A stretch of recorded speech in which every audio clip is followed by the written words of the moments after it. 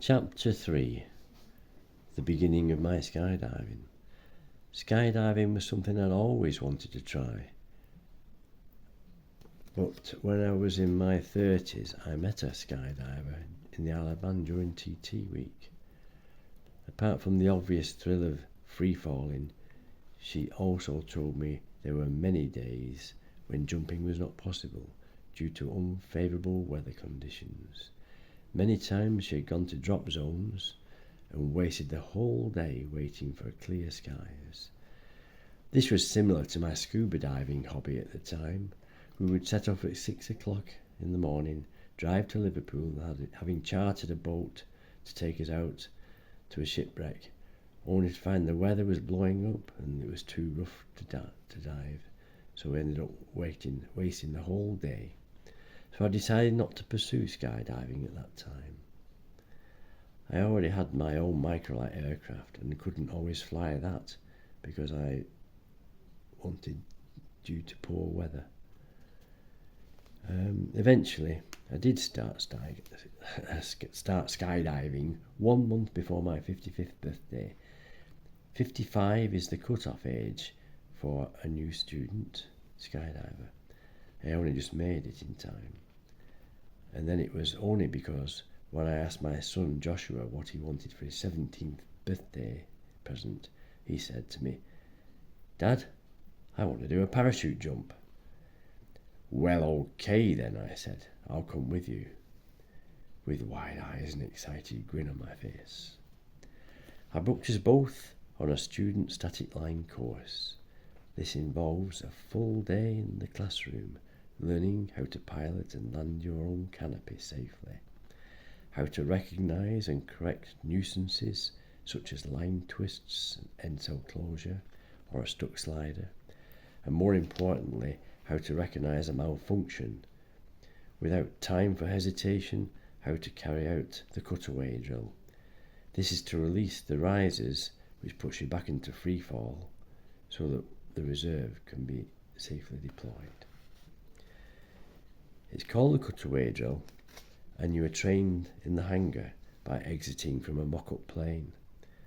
Sit in the doorway, face into wind, chin up, ready to pull a big arch, then exit belly to earth. Check canopy. Is it big, rectangular and sound? If the instructor shouts malfunction, then shout out as loud as you can and do these 6 actions. Look, locate, peel, punch, arch. So you're wearing the harness with the same handles as the real rig. So you repeat the drill again and again until it comes automatically without hesitation. A malfunction loses altitude fast. There's no time for hesitation or panic. After completing the classroom and ground training, 6 of us were loaded into the plane with a dispatch instructor and taken up to 3,500 feet. The exit door opened.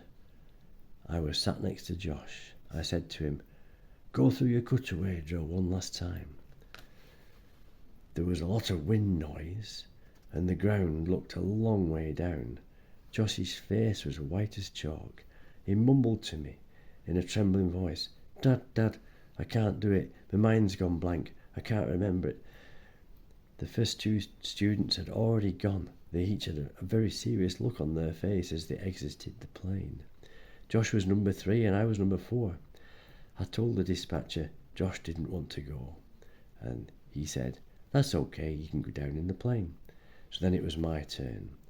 I sat on the edge of the plane door with my feet dangling and face into wind, slipstream, for a stable exit. Chin up, don't look down. Everybody looks down in terror at the small patchwork quilt and the green fields below. You just can't help looking down and thinking, what am I doing? I really don't want to do this. But then I left with an arch position. Then the bag with the parachute in it is attached to the plane by a static line, so the parachute deploys itself as you leave. When the canopy fully opens, You are just floating gently. It is amazingly quiet and peaceful, with amazing views, and it feels so good after the adrenaline rush. Josh followed me. We each had a radio to control in our helmet, and the ground instructor was telling each of us which throttle to pull to guide us back to the drop zone and flare and land into wind.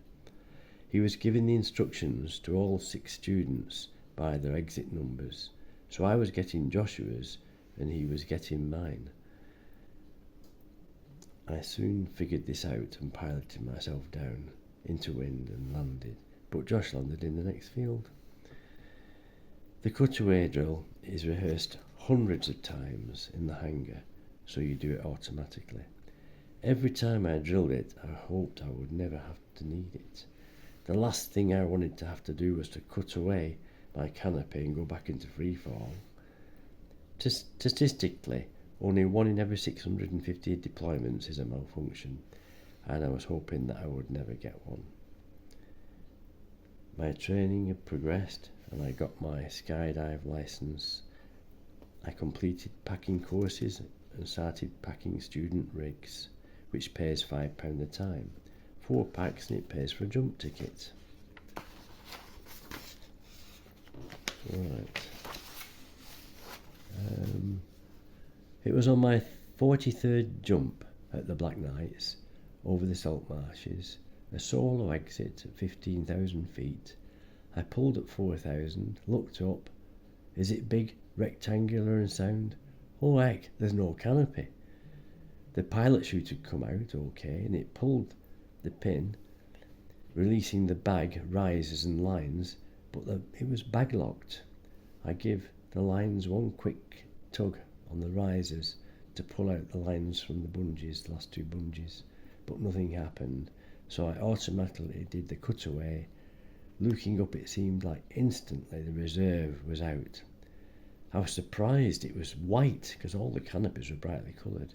A big bright white canopy in the bright sunshine against a beautiful blue sky, an absolute beautiful sight.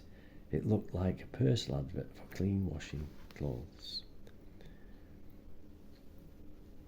It was the biggest adrenaline rush ever. My heart was pounding. I felt amazing. I checked my altitude and airspace. I was still at 3,000 feet. I looked down and I could see the handles and the bag with the lines and risers attached floating down under the pilot chute over the salt marshes. I thought I'd better see exactly where it was landing so that we could retrieve it. It's obviously an expensive piece of kit. It landed in the sea water on an outgoing tide at the last bend after a straight canal bit. I studied the aerial photos so I knew exactly where it was. I still had plenty of altitude to make the drop zone with a safe landing. When I did land and got back to control, they said, "Where are your handles?" I said, "I dropped them, like I do every time for the hundreds of rehearses." "Oh, we're going to have to charge you for them. You should have kept all of the handles," they said. Anyway, as my skydiving progressed and I turned 60 years of age, I joined the Skydivers Over 60 group, the SOS Jumpers. I started jumping at Tilstock, one of Britain's smaller drop zones, with a quieter, friendly atmosphere. I bought my own made-to-measure rig and passed my jump masters and got my B license. Then when I passed my FS1 and had over 200 jumps, I got my C license, which my experience is much more fun jumping with a camera and other skydivers. The more I did, the better it got. I had a mobile home for wild camping trips, and I always took my rig and made a point of jumping at many of Britain's 22 drop zones around Britain. Right, I've got an insert here.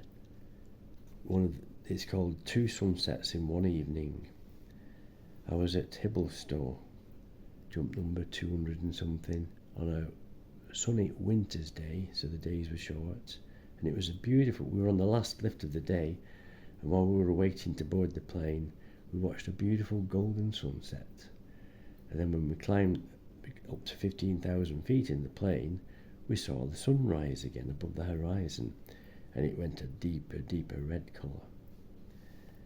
And it was blood red. That's because it refracts more, because the light's passing through a greater length of atmosphere. It's going down into ground level and back up to 15,000 feet where we are. And so as we exited, I saw an amazing blood red sunset, the second one that evening. Anyway, I've put that in on the link.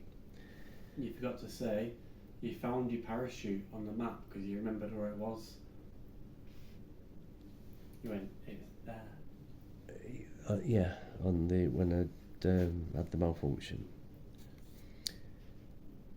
Joined the SOS group for skydivers over 60. Most of them have been jumping all of their lives and have been coaches, tandem instructors. They all had vast experience, lifetime. Many of them had 5, 10 or 20,000 jumps.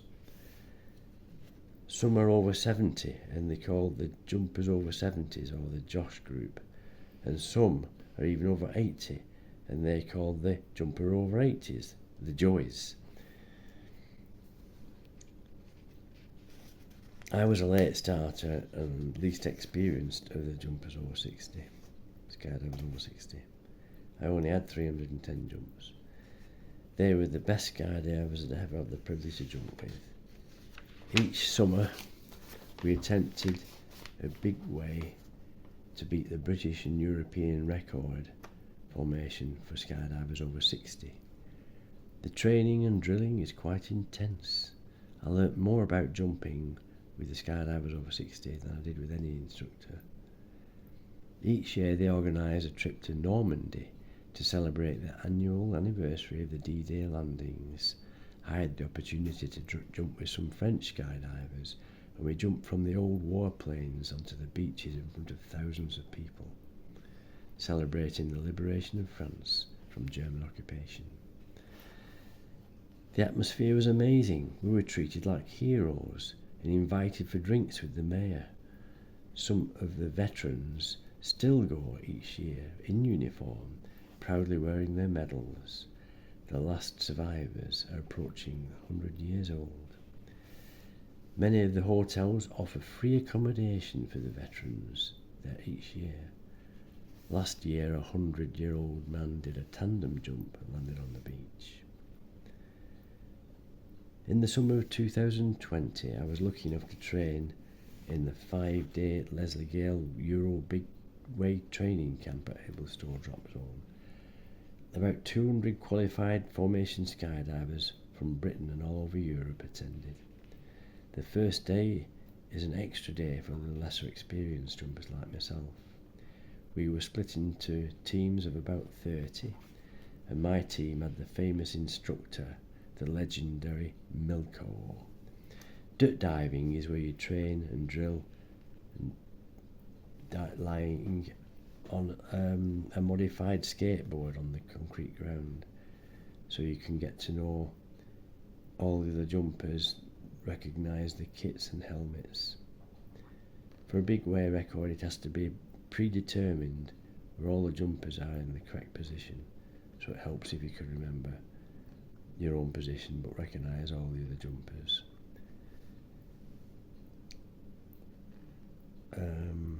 You have to approach the base from the correct quadrant to get to your point, coming on the correct radial and know when to take grips. We call this coming down the stadium, because like the seats in a football stadium, the skydivers are like an inverted cone.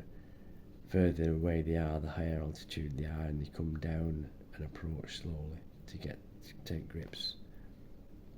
The formation starts with the base, which is made up usually of 4, the coach and 3 experienced jumpers.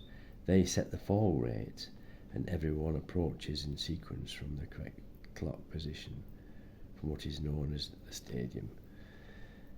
At a 45-degree angle, flying into their slot, gently taking grips.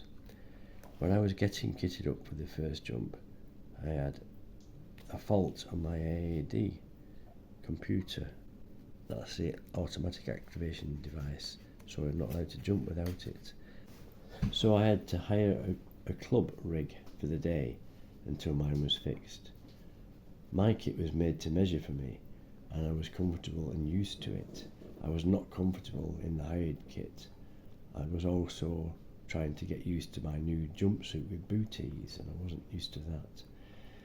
Needless to say, I didn't do very well on the first day.